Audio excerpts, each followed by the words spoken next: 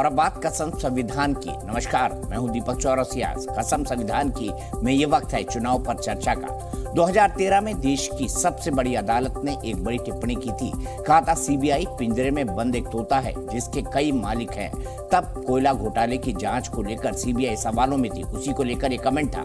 2013 के बाद सरकार बदल गई, अब 2023 चल रहा है, लेकिन सीबीआई और ईडी को लेकर सवाल नहीं बदले, राजनीति नहीं बदली है। फर्क बस ये आया है कि तब कोई इन्हें तोता कहता था, अब पन्ना प्रमुख कह देता है। दिल्ली शराब घोटाले में कल दिल्ली के सीएम अरविंद केजरीवाल की ईडी में पेशी है। विपक्षी गठबंधन का आरोप है कि सरकार 24 का चुनाव जीतने के लिए सारे विरोधियों को जेल में ठूस देना चाहती है और सीबीआई, ईडी, आईटी ये सभी उसी के टूल हैं। पहले रिपोर्ट देखिए। दिल्ली की शराब पॉलिसी बदली और फिर मिटा भी दी। बावजूद इसके ये शराब आम आदमी पार्टी के गले से ऊपर जा रही है। मनीष सिसोदिया और संजय सिंह के बाद अब ईडी ने सीएम अरविंद केजरीवाल को तलब किया है। केजरीवाल को कल पेश होना है।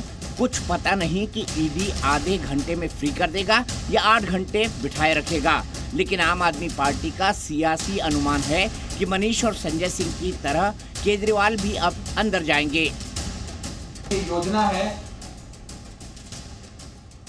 कि जो टॉप लीडरशिप है इंडिया गठबंधन के पॉलिटिकल पार्टीज, उन्हें पकड़ के जेल में डाल दो। पहला अरेस्ट दिल्ली के मुख्यमंत्री अरविंद केजरीवाल का भाजपा की एजेंसियां करने जा रही हैं। हालांकि केजरीवाल ने अपने माथे पर शिकन नहीं दिखने दी। आज ही एमसीडी के 5000 कर्मचारियों को परमानेंट करने का ऐलान किया। पार्टी ने कहा कि जेल में डाल भी दिया तो चिंता नहीं, वहीं से सरकार चलाएंगे। सारे नेताओं को ही जेल में डाल देंगे तो सरकार और पार्टी दोनों जेल से ही चलेंगी। लेकिन इंडिया गठबंधन के सहयोगी उमर अब्दुल्ला थोड़े कॉन्फिडेंट दिखे। हम सिर्फ ये उम्मीद करते हैं कि शाम को सवालों का जवाब देने के बाद केजरीवाल साहब घर वापस आएंगे। लेकिन इंडिया में बेचैनी है कि ईडी और सीबीआई एक एक करके विपक्षी नेताओं को जेल पहुंचाती रही, तो फिर प्लान 2024 का क्या होगा? मेरे ऊपर 24 केस लगे हुए हैं। मेरी लोकसभा की मेंबरशिप रद्द कर दी। मेरा जो घर है, सरकारी घर, वो ले लिया। सीबीआई और ईडी के रेंज में ज्यादातर विपक्षी पार्टियां हैं। बिहार में पूरा लालू परिवार जांच के घेरे में है, तो बंगाल में ममता बनर्जी के भतीजे भी लपेटे में हैं। যত বিরোধী দল সবার মুখ শব্দ করতে হবে, ইলেকশনের আগে সবাইকে গ্রেফতার করতে হবে যাতে পুরো দেশটাই খালি হয়ে যায়। गिरफ्तार कर लिए, अंदर रखे, लेकिन कहाँ भी एक चार्ज प्रूव हुआ। वहीं राजस्थान में गहलोत के बेटे को समन जा चुका है। कर्नाटक में कांग्रेस के डिप्टी सीएम शिव कुमार, तो झारखंड में सीएम हेमंत सोरेन भी फंसे हुए हैं। नई बात नहीं है, थोड़ी देर बाद आप पूछिए कि आपको सम्मान हुआ, आपको बुलाया गया, क्या कीजिएगा। इंडिया गठबंधन का बार बार एक ही सवाल है कि ईडी और सीबीआई असम में हेमंत बिश्व शर्मा के यहाँ, मध्य प्रदेश में शिवराज के यहाँ क्यों नहीं जाती। ये भी कि जांच एजेंसियों को महाराष्ट्र में अजीत पवार की याद क्यों नहीं आती। जहाँ बीजेपी राज करती है या उनके दल राज करते हैं, उनके सहयोगी दल राज करते हैं, वहाँ तो ईडी जाती नहीं। कांग्रेस अध्यक्ष मल्लिकार्जुन खड़गे ईडी और सीबीआई को बीजेपी का पन्ना प्रमुख बोल चुके हैं। यही अब गठबंधन दोहरा रहा है कि सारा मामला चुनावी है। बीजेपी का 1 पॉइंट एजेंडा है कि लोगों को बदनाम करो, इतना बदनाम करो चाहे उसमें सच्चाई हो न हो। सरकार पर जब जब आरोप लगते हैं उसकी एक ही सदी हुई लाइन होती है कि क्या जांच एजेंसियां काम न करें, चुनाव है तो क्या भ्रष्टाचार की छूट दे दे, भ्रष्टाचार नहीं किया तो डर क्यों है। लाइन आज भी वही है। जो भ्रष्टाचार में लिप्त होगा, जो घोटाला करेगा, तो कानून तो उसके पास तक पहुंचेगी ही। वो इस पार्टी के मुखिया हैं, उनकी सरकार में ये घोटाला हुआ है, तो उनसे अगर जांच के दौरान प्रश्न पूछे जाने, ये तो जांच एजेंसी तय करेगी। गड़बड़ करेंगे, बेईमानी करेंगे तो क्या उनको ईडी नहीं बुलाएगा तो और क्या बुलाएगा भाई। ये तो रही बयानों की बात। आज की बहस में इन बयानों को तौलेंगे, परखेंगे और जानेंगे कि क्या वाकई ईडी और सीबीआई का चुनाव कनेक्शन है या फिर इनके नाम पर कुछ भी हो, सिर्फ चुनावी हाय तौबा है।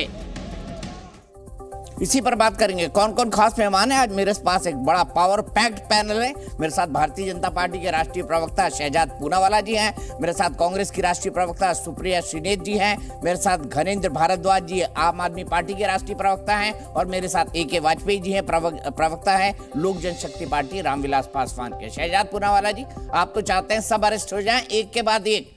लिस्ट भी बता दी है राघव चड्ढा ने कि देखिए इसके बाद हेमंत सोरेन होंगे, फिर तेजस्वी यादव होंगे, फिर मीसा भारती होंगी, फिर उसके बाद हेमंत सोरेन।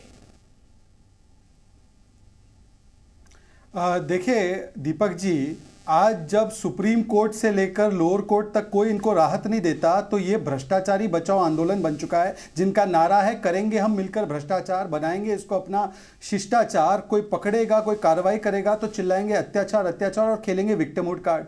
बताइए, अगर ये कहते कि हम टारगेट कर रहे हैं नेताओं को, तो एक मान्यवर स्टेटमेंट सुनाता हूं। कर दो ACB, अगर तुमसे जांच नहीं होती तो जांच करानी है, सोनिया गांधी को गिरफ्तार करो, 2 दिन उसका इंटेरोगेशन करो, देखो पता चल। सोनिया गांधी को गिरफ्तार करने की बात तो अरविंद केजरीवाल जी कह रहे थे, चलिए वो छोड़ दीजिए। अभी जो हमारे साथ मोहतरमा बैठी है उनका स्टेटमेंट सुनाता हूं, सुनिए। ये एक अलग मामला है। हम इस मंच से 2 ही बातें कहना चाहते हैं। ये शराब का मामला है, ये शिक्षा का मामला नहीं है। शराब की बात हो रही है, शिक्षा पर छुपने का काम मत कीजिए। शराब की बात हो रही है, शराब घोटाले का बात है। मनीष सिसोदिया जब गिरफ्तार हुए तब दिल्ली कांग्रेस ने जगह जगह पोस्टर भी चिपकाए। अब सुप्रिया जी बता दे शराब घोटाला हुआ नहीं हुआ। सुप्रीम कोर्ट ने कहा मनी ट्रेल भी मिल गया। कई महीनों से विजय नायर, संजय सिंह और मनीष सिसोदिया को बेल नहीं मिल रही, कोर्ट भी हमारे साथ शामिल है। चलिए तीसरी बात मैं बता देता हूं, यह स्टेटमेंट है अजय माकन का। 100 करोड़ की घूस ली है अरविंद केजरीवाल ने, चलिए उसको भी छोड़ देते हैं। ये कहते कि हम टारगेट कर रहे हैं ना एजेंसीज के द्वारा, तो यह है स्टेटमेंट आम आदमी पार्टी का। जरा जूम कीजिए कैमरा पर्सन। आम आदमी पार्टी ने जब छत्तीसगढ़ में ECED ने कार्रवाई की थी भूपेश बाघेल की सरकार के ऊपर कि उन्होंने शराब घोटाला किया, आम आदमी पार्टी ने प्रेस कॉन्फ्रेंस किया और स्टेटमेंट दिया, Chhattisgarh liquor scam case, ED should arrest CM Bhupesh Baghel. अब बताइए कि ED जो है वहां पर ठीक काम करती है और दिल्ली में ठीक काम नहीं करती आम आदमी पार्टी के लिए, और कांग्रेस के लिए छत्तीसगढ़ में गलत काम करती है परंतु दिल्ली में बहुत ठीक काम करती है। ये पोस्टर चिपकाते हैं। और 14 पार्टियां मिलकर गई थी ना कोर्ट में, सुप्रीम कोर्ट में, कि ED इस प्रकार से काम कर रही है, हमें टारगेट किया जा रहा है। तो बताइए कि वहां से क्या निकला? सुप्रीम कोर्ट ने तो आपको बाहर भेज दिया। और जो अरविंद केजरीवाल ने सोनिया गांधी के बारे में कहा था, उस समय पर सही कहा था या आज जो है वो उन्होंने अपनी स्टेटमेंट चेंज कर दी है? गजेंद्र जी बताए कि सोनिया गांधी करप्ट है या नहीं है, और अगर करप्ट है तो उनके साथ क्या कर रहे हैं। और एक आखिरी बात दीपक जी, बाकी सब छोड़ दीजिए। लालू प्रसाद यादव 96 में पहली बार जेल गए, हमारी सरकार नहीं थी। 2013 में पहली बार कन्विक्ट हुए, कांग्रेस की सरकार थी। लालू प्रसाद 4 बार कन्विक्टेड है, इसमें इफ एंड बट का कोई सवाल नहीं है। दोनों मिलकर बताए कन्विक्टेड करप्ट मानते हैं। अगर कन्विक्टेड करप्ट है तो आम आदमी पार्टी, जिसका जन्म अन्ना हजारे के समय पर हुआ इंडिया अगेंस्ट करप्शन के नाम पर कि पहले इस्तीफा फिर जांच, आज एक भ्रष्टाचारी के साथ क्या कर रही है और भ्रष्टाचार की बात कर रही है। इधर उधर की बातें ना करे। सुप्रिया जी, दिल्ली लिकर घोटाला हुआ या नहीं हुआ? छत्तीसगढ़ में ED सही काम कर रही है घनेंद्र जी? और दोनों मिलकर बताओ लालू जी करप्ट है, 4 बार कन्विक्टेड, हाँ या ना? नहीं, मैं तो आपके सवालों का जवाब देने आई थी, भारतीय जनता पार्टी के सवालों का जवाब देने यहाँ पर थोड़े ही आई हूँ। आप सवाल पूछिए। मेरा बड़ा सीधा सवाल है भाई, शहजाद पूनावाला ने आपसे कहा, मैंने तो ये सवाल इसलिए नहीं पूछा ताकि आपको बोलने के 20 सेकंड ज्यादा मिल जाए। कोई बात नहीं, मैं भूमिका के साथ सवाल पूछ देता हूं। शहजाद पूनावाला ने आपके एक बयान का हवाला दिया और आरोप लगाया कि आपने कहा था भाई शराब घोटाला है, शिक्षा के पीछे मत छुपिए। क्या आप अपने पुराने बयान पर कायम है? मैं सबसे पहले तो एक सवाल पूछना चाहती हूं कि जुलाई 2023 में सुप्रीम कोर्ट ने ऑर्डर देकर कहा था कि ED के डायरेक्टर को बार बार एक्सटेंशन क्यों दिया जा रहा है? क्या कोई व्यक्ति और इस तरह का इस काबिल नहीं है जो ED का डायरेक्टर बन सके? सेंट्रल गवर्नमेंट ने उस बात को माना था, लेकिन आज भी ED डायरेक्टर चेंज नहीं हुआ। आज हम 1 नवंबर 2023 को बात कर रहे हैं। तो मुझे ये जानना है कि अगर वो इलीगल था तो सरकार ये इलीगैलिटी क्यों करती जा रही है? सरकार इस बात का जवाब जरूर दे, ये पहली बात। दूसरी बात, मैं यहां पर कुछ आंकड़ों के साथ, मैं बददिमागी की बातें और बदजुबानी नहीं करती हूं, आंकड़े रख देती हूं। 2014 के बाद से एनफोर्समेंट डायरेक्टरेट, जो कि अब भाजपा का फ्रंटल और घटक दल भी बन चुका है और हर उस राज्य में जाएगा जहां पर चुनाव होंगे और हर उस व्यक्ति के पीछे पड़ेगा जो या तो मोदी जी या राजा के तोते अदानी का गला पकड़ेगा, वहां पर मैं पूछना चाहती हूं कि ED के केसेस में कितनी बढ़ोतरी हुई? ED के केसेस चौगुना हुए और ED के 95% केसेस जो हैं वो विपक्ष के ही खिलाफ है। चलिए कोई बात नहीं, सावन में सब इनको हरा ही दिख रहा है, ये भी सही है। लेकिन जो हेमंत बिस्व शर्मा है, जो नारायण राणे हैं, जो शुवेंदु अधिकारी हैं, जो येदुरप्पा हैं, जो रेड्डी ब्रदर्स हैं, जो वो तमाम लोग हैं जिनके खिलाफ ईडी के केसेस थे, उन्होंने ऐसी कौन सी वॉशिंग मशीन और सर्फ से अपने दाग और धब्बे धोए हैं कि आज जब उन्होंने भाजपा का दामन थाम लिया तो ईडी उनके खिलाफ बोलती ही नहीं है, समन ही नहीं जाते हैं, केस ही नहीं होता है। और अंत में मैं एक बात कह के अपनी बात खत्म करती हूं, ये ईडी का डर ना उन लोगों को दिखाएगा जो डर जाते हैं। कांग्रेस में और हम लोग आपके फालतू के समन से और ईडी की गीदड़ धमकियों से डरते नहीं है, और खास तौर से तब जब सुप्रीम कोर्ट कह चुका अपने डायरेक्टर को चेंज करिए और आप वो भी नहीं कर रहे हैं। मुझे पता नहीं क्या फंसी हुई है। मैं अंत में एक बात कह के अपनी बात खत्म करती हूं, और वो बात कहनी जरूरी है। ईडी का ट्रैक रिकॉर्ड क्या है? 10 साल में 4 केसेस हो गए, 95% विपक्ष के खिलाफ हो गए। ट्रैक रिकॉर्ड क्या है ईडी का? ईडी ने कितने कन्विक्शन किए इस दौरान? आपने लोगों को जेल में रखा, आपने हमारे लीडर चिदंबरम जी को भी जेल भेजा, आपने डीके शिव कुमार जी को भी जेल भेजा। और यह भी सत्य है कि जहां जहां जिस राज्य में भाजपा अटकती है, जहां पर हार सामने नजर आती है, उसमें भौखलाहट और घबराहट से ये वो करती है। हिमाचल में किया ईडी का तमाशा, कर्नाटका में किया और मुंह तोड़ जनता ने जवाब दिया। अब ईडी का तमाशा राजस्थान में कर रहे हैं, ईडी का तमाशा छत्तीसगढ़ में कर रहे हैं। दोनों जगह, मध्य प्रदेश और तेलंगाना इंक्लूडेड, जनता करारा जवाब देगी, क्योंकि जनता को सब कुछ पसंद है। अपने मताधिकार के साथ ना हनन पसंद है और ना घमंड पसंद है।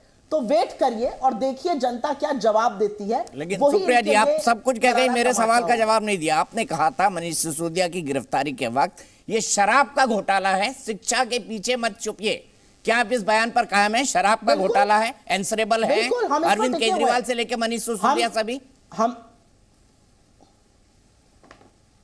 हम बिल्कुल इस बात पर टिके हैं कि जिस दौरान कोरोना काल में नरेंद्र मोदी दीदी और दीदी नमस्ते ट्रंप और मध्य प्रदेश की चुनी हुई सरकार गिरा रहे थे, उसी दौरान अरविंद केजरीवाल जी की सरकार ने यह गलत काम किया था। और मुझे ऐसा लगता है कि आज एक बात का जवाब भाजपा को भी देना चाहिए। आपके तो 7 वहां पर सांसद हैं, 8 विधायक हैं, काउंसलर थे। आप कौन सी कुंभकर्ण की नींद सो रहे थे? क्योंकि शराब घोटाले में तो असली शिकायतकर्ता हम हैं। आप क्यों मुंह में दही जमाए बैठे हुए थे? आपने क्यों तब कुछ नहीं किया? आपको वो घोटाला क्यों नहीं नजर आया? आज सवाल इस बात का है। और अंत में एक बात और कहूंगी, हर बात के बाद, हर शिकायत के बाद, हर केस के बाद कानून में bail is the norm and jail is an exception. आज की तारीख में पीएमएलए के कानून को सिर पे खड़ा करके जेल में लोगों को सरने के लिए छोड़ दिया जाता है। ईडी के पास सबूत नहीं होते और बेल जो नॉर्म है वो लोगों को मिलता नहीं है। और इस बात की हम बिल्कुल पुरजोर पैरवी करते हैं कि बेल मिलनी चाहिए, जिससे कि कानूनी प्रक्रिया थोड़ी पारदर्शिता से चल सके। ठीक है, अब मैं सुप्रिया जी, आपने बात कही, आप नहीं शहजाद पूनावाला जी, घनेंद्र भारद्वाज जी, सुप्रिया श्रीनेत जी की पार्टी औपचारिक तौर पर आपके खिलाफ कंप्लेनेंट है और आपके गठबंधन की सहयोगी भी। आप इनसे उम्मीद करते हैं कि आपका राजनीतिक तौर पर साथ दें। क्या कहेंगे सुप्रिया श्रीनेत के इस दावे पे कि आपने कोरोना के टाइम पर यह शराब पॉलिसी लाके गलत किया? देखिए दीपक जी, हो क्या रहा है कि जब से इंडिया अलायंस बना है तब से पूरी की पूरी भारतीय जनता पार्टी और नरेंद्र मोदी जी की नींद हराम है। इनको रात में दिन में सिवाय विपक्षी नेताओं के कुछ नजर नहीं आ रहा, क्योंकि नरेंद्र मोदी जी ये मान चुके हैं। नरेंद्र मोदी जी को आईबी की इनपुट है कि नरेंद्र मोदी 2024 में चुनाव हारने जा रहे हैं। ये चुनाव हारने की बौखलाहट है कि किसी तरीके से पूरे विपक्ष के नेताओं को जेल में डाल दो। जहां भारतीय जनता पार्टी के कार्यकर्ता फेल हो जाते हैं, वहां भारतीय जनता पार्टी, अमित शाह, नरेंद्र मोदी जी अपने 2 विश्वसनीय कार्यकर्ताओं ईडी और सीबीआई को लगा देते हैं कि अब आप जाओ, हमारे भारतीय जनता पार्टी के कार्यकर्ताओं के बस की नहीं है विपक्ष के से लड़ना, अब हमारे बस की नहीं है चुनाव लड़ना, अब आप जाओ, आप हमारी मदद करो। आज ईडी और भारतीय जनता पार्टी, ईडी और सीबीआई भारतीय जनता पार्टी के कार्यकर्ता बनके काम कर रहे हैं। मैं नहीं कह रहा, आज देखिए हो क्या रहा है कि अरविंद केजरीवाल को टारगेट किया जा रहा है, हेमंत सोरेन को टारगेट किया जा रहा है, ममता बनर्जी को टारगेट किया जा रहा है, संजय राउत को टारगेट किया जा रहा है, वैभव गहलोत को टारगेट किया जा रहा है, तमाम वो लोग विपक्षी लोग, क्योंकि अब मोदी जी जान चुके हैं कि मोदी जी और भारतीय जनता पार्टी के बस का नहीं रहा इंडिया अलायंस से लड़ना। अब इसलिए सीबीआई और ईडी लगा दिए। मैं पूछना चाहता हूं, अभी कांग्रेस के साथी ने पूछा, क्या इस देश में दो कानून है? एक तो विपक्ष के नेताओं के लिए, एक जो भारतीय जनता पार्टी के नेताओं के लिए, और जो भारतीय जनता पार्टी में शामिल हो जाएगा। अरे ऐसी कौन सी वॉशिंग मशीन लगाई है मोदी जी ने कि इधर से भ्रष्टाचारी जाता है, बलात्कारी जाता है, दुराचारी जाता है और वहां से सदाचारी बन के निकल जाता है। अरे अजीत पवार, हम थोड़ी कह रहे हैं, मोदी जी कह रहे थे कि अजीत पवार ने 70,000 करोड़ रुपए का इरिगेशन घोटाला करा है। उसका क्या इनाम मिला कि अजीत पवार भारतीय जनता पार्टी में आते हैं और अजीत पवार को डिप्टी सीएम बना दिया जाता है। आज मोदी जी कह रहे हैं अगर भ्रष्टाचार करना है, करप्शन करना है, तो उनका लीगल लाइसेंस हमारे पास है, भारतीय जनता पार्टी में शामिल हो जाओ, आपको लीगल लाइसेंस मिल जाएगा करप्शन करने का। और मैं फिर कह रहा हूं, आपके चैनल से हम तो बहुत छोटे लोग हैं, हम तो बहुत छोटी पार्टी है, ये तो बहुत बड़ी पार्टी है, बहुत बड़े नेता हैं। ये कहते हैं हमारे प्रधानमंत्री तो विश्वगुरु हैं। क्या प्रधानमंत्री एक छोटी सी पार्टी से, छोटे से नेता से इतना डर के चुनाव में आप हमसे जीत नहीं जाते? एक नहीं, 2013 हमने हरवाया आमने सामने की लड़ाई में, 15 में नरेंद्र मोदी जी और अमित शाह ने घर घर पर्चे बांटे थे, फिर भी दिल्ली के लोगों ने 70 में से 67 सीटें आम आदमी पार्टी को। लेकिन 2020 का चुनाव पूरा कम्युनल एजेंडे पे लड़ा। आपने शायद सुप्रिया जी की बात नहीं सुनी, फिर भी 70 में से सुप्रिया जी ने कहा कि कांग्रेस पार्टी ने ओरिजिनली शराब घोटाले की कंप्लेन की है और जो जांच हो रही है उसको गलत नहीं कह रही। वो दूसरे तकनीकी मुद्दों पर सवाल उठा रही है। वो कह रही है कि हाँ, कांग्रेस पार्टी है जिसने इस घोटाले की कंप्लेन की है। अरे ये तो आपके गठबंधन की सहयोगी है। आप कह रहे हैं कि इंडिया अलायंस को देख के मोदी जी को साफ दूंगा। सुप्रिया जी की बात पे क्या कहेंगे? दीपक जी, दिल्ली और देश का एक एक आदमी जानता है, एक एक बच्चा जानता है कि नरेंद्र मोदी जी ने शराब घोटाले के नाम पे एक तथाकथित शराब घोटाले की स्क्रिप्ट लिखी। उस स्क्रिप्ट में यह था कि कैसे आम आदमी पार्टी को बुलडोज करना है, कैसे आम आदमी पार्टी को क्रश करना है, कैसे अरविंद केजरीवाल को खत्म करना है। वो पूरी की पूरी स्क्रिप्ट प्राइम मिनिस्टर ऑफिस से लिखी गई। उसका इंप्लीमेंटेशन का काम अमित शाह को सौंपा गया और अमित शाह ने क्यों कर दी धर्मेंद्र भाई? आम आदमी पार्टी को नेस्तनाबूद करने के लिए एक तथाकथित शराब घोटाले की फर्जी स्क्रिप्ट लिखी। और मैं कह रहा हूं, दूध का दूध हो जाएगा, पानी का पानी हो जाएगा। हम बैठे हैं ना, हम तो कह रहे हैं कि आप जो करना है करो, जो जांच करनी है, जो करनी है करो। हमें देश की न्यायपालिका पे पूरा भरोसा है और हम कह रहे हैं कि इस तथाकथित शराब घोटाले का सच कोर्ट ने भी कहा, ऑनरेबल कोर्ट ने कहा, अभी तक 1 रुपए की मनी ट्रेल नहीं ढूंढ पाए। अभी तक ये नहीं बता पाए कि मनीष सिसोदिया को कोई कुछ मिला नहीं मिला। 100 जगह रेड हुई मनीष सिसोदिया के घर से लेकर ऑफिस तक, कुछ नहीं मिला। पूरे केस में 1000 जगह रेड करी है इन्होंने, अभी तक 1 रुपया तो ढूंढ नहीं पाए 1.5 साल में। इस तरीके की जांच एजेंसी काम कर रही है। पूनावाला जी, जब आप ये करते ना, बड़ा डिस्ट्रैक्ट करते हैं व्यूअर को। आप टीवी इतनी अच्छी तरह समझते हैं, आप बहुत ज्यादा उछल कूद करते हैं स्क्रीन के अंदर। प्लीज आप अब जवाब दीजिए। सुप्रिया जी ने जो कहा, धर्मेंद्र जी जो आरोप लगा रहे हैं आप पर। दीपक जी, मैं आपके माध्यम से कहना चाहता हूं, एक कॉमन व्हाट्सएप ग्रुप इंडी वालों का बनवा लीजिए। इसलिए बनवा लीजिए क्योंकि अभी इन्होंने कहा कि मोदी जी ने स्क्रिप्ट लिखी शराब घोटाले की और मोदी जी की स्क्रिप्ट पर कांग्रेस ने एफआईआर कर दी। मतलब कांग्रेस हमारी भी टीम है, यह आम आदमी पार्टी कह रही है। अद्भुत है। और दूसरी बात, आम आदमी पार्टी के नेता ने कहा ईडी हमारा घटक दल है, ईडी हमारा कार्यकर्ता है। और इसी ईडी के लिए छत्तीसगढ़ में कहा कि ED go and arrest Bhupesh Baghel. गजब है भाई, ईडी तो हमारा कार्यकर्ता है ना, तो भूपेश बाघेल जैसे इतने ईमानदार व्यक्ति को आप गिरफ्तार करवाना चाहते हैं। चलिए तीसरी बात मैं पूछना चाहता हूं, इन्होंने अभी सोनिया जी का वक्तव्य मैंने सुनाया। सोनिया जी आज भ्रष्टाचारी है घनेंद्र जी, या उस समय केजरीवाल जी झूठ बोल रहे थे? इसका जरा जवाब दे दीजिए। चौथी बात मैं आपसे पूछना चाहता हूं, टारगेट पॉलिटिक्स का सुप्रिया जी ने कहा। सुप्रिया जी, टारगेट पॉलिटिक्स तो आपने कहा है, खेड़ा जी को गिरफ्तार करना टारगेट पॉलिटिक्स है। अधीर रंजन जी कहते हैं बंगाल में दीदी टारगेट पॉलिटिक्स करती है। केरल में आपके कांग्रेस के जो बड़े नेता है, प्रेसिडेंट है, उन पर लेफ्ट की सरकार ने एफआईआर की। ये जो आपको टारगेट कर रहे हैं, उनके साथ मिलकर आप टारगेट पॉलिटिक्स का विरोध कर रही है, डेमोक्रेसी के लिए लड़ रही है। और आखिरी बात, लालू को तो कन्विक्ट किया 4 बार कन्विक्टेड है। लालू भ्रष्टाचारी है, ये बोल बोलकर केजरीवाल अन्ना जी का हाथ पकड़ के राजनीतिक मंच पे आए। घनेंद्र जी, लालू 4 बार कन्विक्टेड करप्ट मानते हैं, हाँ या ना? सोनिया आज करप्ट है, हाँ, या उस समय पर केजरीवाल झूठे थे? और टारगेट पॉलिटिक्स खेरा की गिरफ्तारी में हुई, हाँ या ना? सुप्रिया जी जरा बता दीजिए। दीपक जी, ठीक है सुप्रिया जी, मेरा सीधा सवाल, ये धनेंद्र भारद्वाज जी आपका सवाल तो टाल गए, आप ओरिजिनल कंप्लेनेंट थी, लेकिन एक सवाल तो बनता है ना, आज लालू जी करप्ट है या नहीं है? और उसी लहजे में मैं ये पूछ सकती हूं कि क्या प्रधानमंत्री नरेंद्र मोदी सफेद सपाट झूठ बोल रहे थे या वो आडंबर और ढोंगी हैं? उन्होंने शाम को कहा कि अजीत पवार ने 70,000 करोड़ का घोटाला किया है और सुबह वो गलबैया करके गले लगाकर खड़े थे।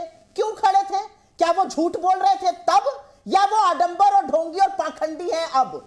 भ्रष्टाचार पर बात करना मोदी जी की पार्टी को बिल्कुल सूट नहीं करता है, क्योंकि राजा की जान जिस तोते में है, उस तोते पर भ्रष्टाचार के ऐसे ऐसे आरोप लगे हुए हैं कि इनको मुंह छुपाने की जगह नहीं मिलेगी। लेकिन सरकार की एजेंसियां तोते की मतलब अडानी जी की जांच नहीं करेंगी। अरे भाई क्यों नहीं करेंगी? बाकी देश की जांच एजेंसियां जांच करेंगी, लेकिन हमारे यहां की जांच एजेंसियां कहेंगी, डीआरआई और सेबी, कि हमें दस्तावेज ही नहीं मिल रहे। रिपोर्टर्स को दस्तावेज मिले जा रहे हैं बाहर के देशों में, और हमारे यहां भी जो इन्वेस्टिगेटिव जर्नलिस्ट है, लेकिन सरकार की एजेंसियों को और संस्थाओं को जांच के अब पेपर ही नहीं मिल रहे हैं। तो दिक्कत की बात यह है कि आप जो भी कर लीजिए, आप जितना भी डिस्ट्रैक्ट कर लीजिए, आप नैरेटिव को जितनी भी कंट्रोल करने की कोशिश करिए, आपको 3 बातों का जवाब देना है। पहली बात, गौतम अडानी की जांच से नरेंद्र मोदी क्यों बच रहे हैं? अपने तोते को बचाने के लिए किस एक्सटेंट तक जाएंगे? दूसरी, और यह बड़ी बात मैं कह रही हूं, यह सारी बातें हो रही हैं, इस देश के 8 जाबाज कतर में मौत की सजा उनको सुनाई गई है। केंद्र की सरकार को अगस्त 2022 से पता था वो जेल में है और ऐसा होने की आशंका थी। ये जो छद्म राष्ट्रवाद की बात करते हैं, उनको छुड़ाने के लिए क्या कर रहे हैं? ईडी, सीबीआई, इनकम टैक्स भेजते रहिएगा, हम लोग उसका निपटारा कर लेंगे। इल्लीगल है ये सुप्रीम कोर्ट ने कह दिया है, लेकिन हम फिर भी आपसे पूछते हैं, उनको वापस सुनिश्चित, उनकी वापसी सुरक्षित के लिए क्या कर रहे हैं? और नरेंद्र मोदी जी तो कम ही बोले, उनके अपने घटक दल मिजोरम में 5.5 महीने से मणिपुर जल रहा है। मिजोरम के उनके अपने घटक दल के मुखिया और वहां के मुख्यमंत्री कहते हैं, मैं नरेंद्र मोदी के साथ मंच नहीं साझा करूंगा, मुझे नुकसान होगा। लोग मणिपुर से दुखी और क्रोधित है, आक्रोशित है। यह असलियत है आज भारतीय जनता पार्टी की। डब्बा गोल होने वाला है मिजोरम से लेकर तेलंगाना, छत्तीसगढ़, मध्य प्रदेश और राजस्थान में, और यही बौखलाहट और घबराहट उनसे ये सब करा रही है। मुझे इस बात का जवाब दे दीजिए कि नरेंद्र मोदी जी ने पाखंड क्यों किया अजीत पवार को लेकर, पाखंड क्यों किया हेमंत बिस्व शर्मा को लेकर, ढोंग क्यों रचा शुभेंदु अधिकारी को लेकर, ढोंग क्यों रचा नारायण राणे को लेकर? मैं आपके सवालों का जवाब दूंगी। जवाब और सवाल जो है ना, वो इक्वल होने चाहिए। बताइए शहजाद पूनावाला जी, आपकी पार्टी ने अजीत पवार को लेकर, हेमंत बिस्व शर्मा को लेकर, नारायण राणे को लेकर ढोंग क्यों रचा? दीपक जी, ये जो सारे मुद्दे हैं ना दीपक जी, आपने मेरा नाम लिया है, मैं इसका जवाब दूंगा। दीपक जी शुक्रिया। दीपक जी मेरा समय है, 8 लोगों की सुनिश्चित वापसी कैसे होगी? सुरक्षित दीपक जी मेरा समय है, मैं अपना समय यील्ड नहीं कर रहा हूं। दीपक जी मेरा समय, दीपक जी उस दिन का तो मुझे बयान प्रधानमंत्री जी का पूरा याद है। उन्होंने कहा था कि इस पार्टी ने 70,000 करोड़ का घोटाला किया। ये आरोप पता है किसने पहली बार लगाया था? उद्धव जी ने शरद पवार पर। तो ये मान रही है ना कि शरद पवार और कांग्रेस पार्टी उस समय पर इस घोटाले के लिए जिम्मेदार थी, और अगर इतने ही घोटालेबाज थे तो अजीत पवार को एलओपी बनाकर क्यों रखा था?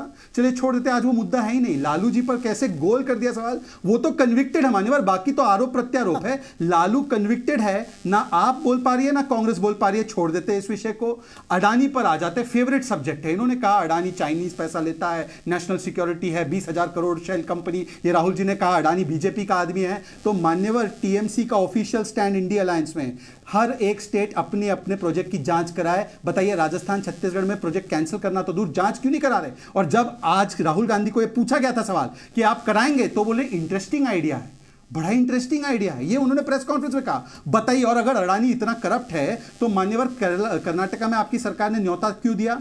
एमबीए की सरकार ने उनको दिघी पोर्ट क्यों दिया?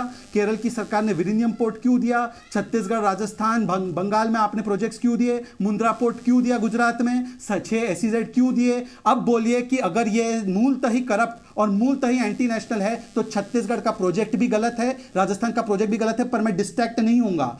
आज मूल मुद्दा है, अगर वेंडेटा पॉलिटिक्स हो रहा है तो खैरा जी की गिरफ्तारी, सुप्रिया जी मैं आपसे छोटा हूं, आप मुझे भाई माने ना माने, सुप्रिया जी खड़गे जी आकर बोले खैरा जी के खिलाफ वेंडेटा हुआ। अब बताइए, हमारे वेंडेटा के खिलाफ आप लड़ रहे हैं और आम आदमी पार्टी के वेंडेटा के साथ लड़ रहे हैं।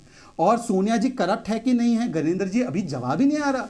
और लालू जी मिलकर सोच के बोलिए ना एक स्टैंड, करप्ट है, कन्विक्टेड है, सबको बोल गए, मणिपुर तक चले गए, मिजोरम तक चले गए, पर सुप्रिया जी के मुंह से वो स्क्रिप्ट के बिना बाहर बात कोई आती नहीं है, लालू जी के ऊपर बोल ही नहीं पा रहे। बताइए। धर्मेंद्र भारद्वाज जी, मेरा सीधा सवाल आपसे है, अब आप बताइए। और देश जानता है। नहीं, एक मिनट। क्या जानता है? एक मिनट कह दीजिए जल्दी से, 30 सेकंड में मैं धर्मेंद्र जी के पास जाऊं। घोटालेबाज कहा जिसको, अरे मैं 20 सेकंड, धारा प्रवाह घोटालेबाज जिसको कहा उसको गले से लगाकर नरेंद्र मोदी जी खड़े रहते हैं। यह है इनकी भारतीय जनता पार्टी की पॉलिटिक्स। कल जिसको अपना संगठित दल कहेंगे, लालू तो कन्विक्टेड है मैडम, उसमें एक शब्द तो बोलिए। इनकी असलियत तो इतनी करतूत और इतनी काली है कि ये कुछ नहीं कर पाएंगे।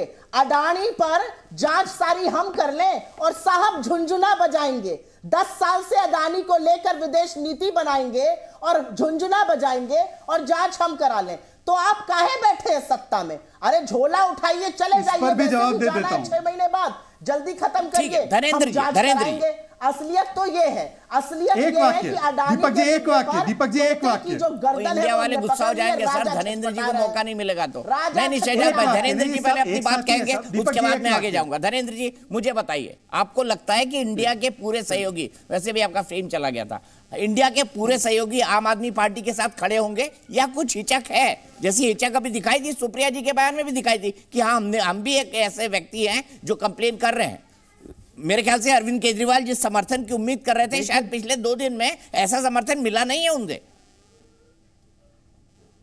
देखिए दीपक जी, इंडिया अलायंस के अलावा इस देश का हर वो आदमी जो लोकतंत्र में आस्था रखता है, जो संविधान में आस्था रखता है, जो ईमानदार पॉलिटिक्स में आस्था रखता है, वो सब आम आदमी पार्टी के साथ है, अरविंद केजरीवाल के साथ है। अरविंद केजरीवाल ने देश की राजनीति को बदलने का काम करा है। अरविंद केजरीवाल का कसूर पता है क्या है? कि अरविंद केजरीवाल गरीब की बात करता है। अरविंद केजरीवाल कहते हैं कि गरीब के बच्चे को अच्छी शिक्षा मिलनी चाहिए, गरीब के बुजुर्ग को अच्छा इलाज मिलना चाहिए। यह भारतीय जनता पार्टी को बिल्कुल भी पसंद नहीं है, क्योंकि Bharatiya Janata party crony capitalism की सरकार चलाती है। भारतीय जनता पार्टी कॉर्पोरेट की सरकार है। भारतीय जनता पार्टी अडानी अंबानी की सरकार है। इसलिए भारतीय जनता पार्टी को अरविंद केजरीवाल से दिक्कत है कि अरविंद केजरीवाल कैसे गरीब की बच्चे को अच्छी शिक्षा देने की बात कर रहे हैं, कैसे शिक्षा और कैसे स्वास्थ्य की बात कर रहे हैं। ये मोदी जी को बिल्कुल भी पसंद नहीं है और इसीलिए मोदी जी अरविंद केजरीवाल को चुनाव में नहीं हरा पाते, क्योंकि चुनाव में लड़ने की इनकी ताकत नहीं है, हमसे आके हार जाते हैं। और उसके अलावा जब चुनाव में नहीं हरा पाते तो ईडी सीबीआई को लगा देते कि आम आदमी पार्टी को खत्म करो, अरविंद केजरीवाल को नेस्तनाबूद करो, पूरी पार्टी को फिनिश कर दो, संजय सिंह को जेल भेज दो, मनीष सिसोदिया को जेल भेज दो, सत्येंद्र जैन को जेल भेज दो, अरविंद केजरीवाल को जेल भेज दो। अरे हम आपकी गीदड़ भपके से डरने वाले नहीं, पूरी पार्टी को भी जेल में डाल दोगे ना। हम आंदोलन की कोख से निकले हुए हैं, हम किसी गीदड़ भपकी से डरने वाले नहीं, सीबीआई से डरने वाले नहीं है। आंख से आंख मिला के आपसे सवाल पूछेंगे, मोदी जी भ्रष्टाचार पे आप खामोश क्यों, बढ़ती बेरोजगारी पे खामोश क्यों, बढ़ती महंगाई पे खामोश क्यों? ये हम सवाल पूछते रहेंगे आपसे, संसद में भी, संसद के बाहर भी। आप जेल भेज दो, हम सबको मुझे एक बात समझाइए, फांसी क्यों ये मसला लेकिन हमारी आवाज हो जाता है सुप्रीम कोर्ट के कल के फैसले के बाद? क्योंकि कल एक 338 करोड़ की ट्रेल आई है, जो आई है उस पे आपके अपने तरह के, बीजेपी के अपने तरह के, आप वकील भी हैं, आप मुझे समझाइए क्यों ये मामला गंभीर हो जाता है कल की पूछताछ को लेके खासतौर पर? नहीं, इसमें ऐसा है कि सुप्रीम कोर्ट ने सारी बातें समझ के, एविडेंस देख के उसके बाद ये फैसला दिया है और बेल रिजेक्ट की है। बेल रिजेक्ट तभी होती है जब कोई प्रीमा फेसाई एविडेंस किसी एक्यूज के खिलाफ हो। और पेज नंबर 35 पे पैरा नंबर 24 की अगर 2 लाइन पढ़ लें और मुझे भी इजाज़त दें पढ़ने की, तो सारी कहानी क्लियर हो जाती है। उन्होंने कहा है कि new excise policy was meant to give windfall gains to select few wholesale distributors. अब ये इंपॉर्टेंट है, who in turn had agreed to give kickbacks and bribes. 338 crore रुपया की जो बात हुई है, जो इन्होंने पॉलिसी बना के फ़ायदा पहुंचाया, वो पैसा बाद में किकबैक्स और ब्राइब के तौर पे इन लोगों को दिया गया। और ये किसको दिया गया, कैसे दिया गया, ये भी ट्रायल कोर्ट में इसने लिखा हुआ है कि 90 से 100 करोड़ रुपया जो है वो कैसे बांटा गया, जिसकी गवाही विजय नायर ने दी, अभिषेक बिम्पोले ने दी, दिनेश अरोड़ा ने दी। उसके बाद ये सारे के सारी चेन इस्टेब्लिश हो गई, इसलिए बेल नहीं मिली है। ये अच्छा नहीं लगता कि हाई कोर्ट रिजेक्ट कर दे, ट्रायल कोर्ट रिजेक्ट कर दे, सुप्रीम कोर्ट रिजेक्ट कर दे, उसके बाद भी आप डिफेंड करते रहें और राजनीतिक छतरी के नीचे छिपने की कोशिश करें। देखिए ऐसा है, एजेंसियां कोई अभी नई नहीं बनी है, ये कांग्रेस के टाइम में भी राज करती थी और वो कांग्रेस के टाइम में इन्वेस्टिगेशन भी होता था और अक्यूज पकड़े भी जाते थे। अब ये कहते हैं कि 5,906 बन गए और कन्विक्शन हुई 24 लोगों को। देखिए 25 केस अगर डिसाइड हुए, 25 में से अगर 24 को सजा हो जाती है तो कितना कन्विक्शन परसेंट का रेट हुआ, जरा निकाल लीजिए। 94-95% रेट बनता है। और जो जुडिशियल ट्रायल होता है वो टाइम लगता है, 10 साल 15 साल ये मिनिमम लगता है। लालू का केस जो है वो एग्जाम्पल है, और लालू का केस किसने किया था, ये कांग्रेस के टाइम में ही शुरू हुआ था सिलसिला। तो कोई डिफेंड कैसे कर सकता है इस बात को, हमको ये बात समझ नहीं थी। और जनता के सामने धीरेन्द्र जी एक 20 सेकंड आपके, सुप्रिया जी के, फिर शहजाद पूनावाला का क्लोजिंग कमेंट। मेरे पास इतना ही वक्त है। धीरेन्द्र जी, वाजपेयी जी आप पर आरोप लगा रहे हैं कि ये जो है एक तरह से स्टैब्लिश हुआ है सुप्रीम कोर्ट के अंदर, आपका क्या तर्क है? मैं वाजपेयी जी से पूछ रहा हूं कि अडानी के स्कैम की जांच क्यों नहीं होगी, क्यों अजीत पवार के स्कैम की ईडी जांच नहीं करेगा, क्यों नारायण राणे की जांच नहीं होगी, क्यों संजय पाटिल की नहीं होगी, क्यों भावना गवली की नहीं होगी, क्यों येदियुरप्पा की नहीं होगी, क्यों रेड्डी ब्रदर्स की नहीं होगी, क्यों उन लोगों की नहीं होगी जो लोग भारतीय जनता पार्टी में शामिल हुए हैं, जो भारतीय जनता पार्टी के सहयोगी हैं, जो भारतीय जनता पार्टी के साथी हैं। ऐसा थोड़े कि ईडी और सीबीआई सिर्फ विपक्ष के नेताओं की जांच करेगा। अरे हमारी जांच करो, हमारे नेताओं पर आपने गलत एफआईआर करी, झूठी एफआईआर करी, जेल में डाला, हम तो पूरी न्यायपालिका में हमारी आस्था है। लेकिन यही सीबीआई, ये ईडी भारतीय जनता पार्टी के नेताओं पे कार्रवाई कब करेगी, ये देश जानना चाहता है। ये देश जानना चाहता है कि अडानी पे कार्रवाई क्यों नहीं होगी। अडानी का हवाला कारोबारियों के साथ संबंध सबके सामने जग जाहिर है कि अडानी ने किस तरीके से हवाला कारोबारियों के साथ मिलकर शेल कंपनियों के माध्यम से अपने शेयर को ओवर वैल्यू करा। ये तो अपने आप में सुप्रिया जी एक बड़ा पॉइंटेड सवाल आपसे, ये तो अपने आप में ईडी को अरेस्ट कर लेना चाहिए था। बड़ा पॉइंटेड सवाल आपसे। आम आदमी पार्टी आशंका जाहिर कर रही है कि कल भाई अरविंद केजरीवाल जी गिरफ्तार हो जाएंगे, तब भी क्या जो आपने मेन कंप्लेन करी है, मुख्य कंप्लेन करता आप हैं, उसके बाद भी अरविंद केजरीवाल और आप इंडिया गठबंधन में रहेंगे सुप्रिया जी? दीपक जी आपने एक बड़ी गड़बड़ बात करी पूरे शो में, मैंने आपत्ति नहीं जताई, लेकिन अब कह देती हूं, आपने 7 बार मेरा नाम लेके सवाल पूछा लेकिन मुझे मिसकोट किया, कोई फर्क नहीं पड़ता मुझे। मैंने आपको कहीं मिसकोट नहीं किया, माफ कीजिएगा सुप्रिया जी, कहां मिसकोट किया ये बता दीजिए। शिकायत करता है, बीच में मत बोलिए, बीच में मत बोलिए। नहीं आप बताएंगे कहां मिसकोट किया? मैं बता रही हूं, बीच में मत बोलिए प्लीज, कृपया करके, वही बता रही हूं, सुनने का मादा रखिए। आपने 7 बार बोला सुप्रिया जी ने ये कहा, सुप्रिया जी ने कहा, सुप्रिया जी ने ये कहा कि हम ओरिजिनल शिकायत करता थे, लेकिन bail is the norm, jail is an exception. सरकार ने उस चीज को बदल दिया है, अगर जांच हो रही है तो बेल इज द नॉर्म और वो होना चाहिए, और मुझे लगता है ईडी के पास जितने भी सबूत हैं वो पेश होने चाहिए। लेकिन मैं यहां पर एक बात कहती हूं, ये हमारी तरफ एक कहावत है, काठ की हांडी बार बार आग पर नहीं चढ़ती है। ये जो काठ की हांडी मोदी जी 10 साल बाद भी चढ़ा रहे हैं, लोग देख रहे हैं, और मैं तो अब ये चाहती हूं विनाश काले विपरीत बुद्धि इनकी और हो, ये और ईडी भेजे और सीबीआई भेजे और इनकम टैक्स भेजे, क्योंकि कहीं पर भारतीय जनता पार्टी भ्रमित हो गई है ये सोचकर कि ऐसा करके वो चुनाव जीत लेंगे। ऐसा करके अब आप लोगों के दिमाग में और पुरजोर और पुख्ता कर रहे हैं अपने घमंड, अपने अभिमान और एजेंसियों के अपने दुरुपयोग को। और लोग जब बदला लेते हैं तो हिमाचल से लेकर कर्नाटका तक उन्होंने मुंहतोड़ जवाब दिया है। मध्य प्रदेश, छत्तीसगढ़, राजस्थान, तेलंगाना और मिजोरम में भी देंगे, और 2024 में इंडिया के सामने जो खड़ा होगा शिकस्त उसकी होगी। और मैं इस बात से घनेन्द्र जी की बिल्कुल सहमत हूं कि इंडिया को कोई हरा नहीं सकता। कोई बात नहीं अगर अपनी मां के नाम को भी विद्रूप करने वाले भाजपाई यहां पर आकर कुछ भी कहे इंडिया के बारे में। लेकिन मैं कह दूं सुप्रिया जी, जहां मैं आपने कहा वहां मैंने आपको कहीं मिसकोट नहीं किया। आपने कहा पहली कंप्लेन करता है, जेल और बेल की बात तब आती है जब केस आगे बढ़ता है, और ये जुडिशरी डिसाइड करती है, ना आप डिसाइड करती है ना मैं डिसाइड करता हूं। मैंने आपको कहीं मिसकोट नहीं किया, मैं बहुत सोच समझ के बोलता हूं सुप्रिया जी। आपने मुझे सेलेक्टिवली कोट किया, कोई बात नहीं। नहीं, मैंने सेलेक्टिवली कोट नहीं किया। भाई आप मुख्य शिकायत करता है यानी है। दीपक जी मेरा समय, दीपक जी मेरा समय, दीपक जी मेरा समय। चलिए आपका सम्मान है, आपका सम्मान है, आप जो बोले सब सही, सब सही। दीपक जी मेरा समय है। मैं सबको पिंच ऑफ सॉल्ट के साथ लेता हूं, आपके आलोचना के तहत उसको स्वीकार करता हूं। शहजाद पूनावाला जी कहिए। दीपक जी अभी तो घनेंद्र जी की सारी बातों से एग्री कर रही है सुप्रिया जी। घनेंद्र जी की पार्टी ने बोला खैरा की गिरफ्तारी बिल्कुल सही है, खड़गे जी ने बोला विंडिक्टिव है। ये तो वेंडेटा पॉलिटिक्स के नाम पर बता रही ना कि हमें तो उखाड़ देंगी जनता। अब बताइए घनेंद्र जी सही है जब वो कहते हैं खैरा नशेड़ी माफिया है और उसको गिरफ्तार करना ठीक था, या वहां पे वेंडेटा है? और अगर वो वेंडेटा है तो ये कैसा आपका अलायंस है? छोड़ देते इस बात को। दूसरी बात, ये बेल जेल की जो बात कर रही है वो ईडी के मामले में, चलिए उनका तर्क है वो, सीबीआई के मामले में भी गिरफ्तार है। सीबीआई कोर्ट ने, प्लीज बीच में मत बोलो। Supriya Shrinate, stop behaving like a hooligan, you will not talk in the middle. Supriya Shrinate को बोलो हुलिगन ना बने। दीपक जी इसको बोलो हुलिगन ना बने, अपने समय पर बोले। ये इसने मेरी मां के बारे में भी बोला है, इसने मेरी मां को कोट किया है। इस औरत को बोलो बंद रखे अपना मुंह, मैंने बीच में नहीं बोला इसके। दीपक जी इसने मेरी मां को बोला है, इसकी आवाज बंद कराओ, इसकी आवाज बंद कराओ, ये बीच में बोलनी जा रही है। मेरा समय है दीपक जी। कैसा बदतमीज आदमी है, बदतमीज औरत, बदतमीज औरत। चलिए दीपक जी मेरा समय, मेरी बात पूरी हो जाने दीजिए। दीपक जी मेरा समय, मेरी बात हो जाने दीजिए। दीपक जी मेरा समय, मेरी बात हो जाने दीजिए। ये बीच में बोल रही है, तुमने अपने कैसे अपनी मेरी माँ के बारे में बोला?